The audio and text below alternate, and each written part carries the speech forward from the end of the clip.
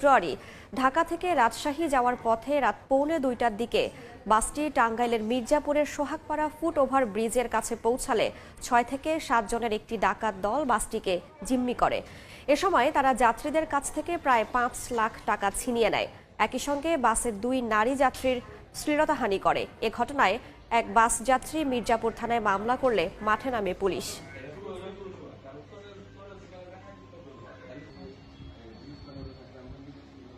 তিনজনকেই আমরা সাভার এলাকা থেকে গিলগুলো লুণ্ঠনকৃত মোবাইল এবং অন্যান্য যে সমস্ত টাকা বা যে সমস্ত স্বর্ণ এগুলো নিয়েও কিন্তু কাজ চলছে এবং এইগুলোর ইনফরমেশনগুলো নিয়েই কিন্তু আমাদের সেই সক্রিয় যে মহাসড়ক বাস ডাকাতির যে গ্যাংকে আমরা ধরতে সক্ষম হয়েছি। পরবর্তী পদক্ষেপ নিঃসন্দেহে আমরা আরো বেশি সক্রিয় থাকবো, গ্রেফতার করতে সক্ষম হয়েছি। তথ্য প্রযুক্তি সহ আমাদের বিভিন্ন নিজস্ব যে ইনফরমেশনগুলো আছে, গোয়েন্দা যে কিছু ইনফরমার আছে তাদেরকে অ্যাক্টিভেট করি এবং এই মোবাইল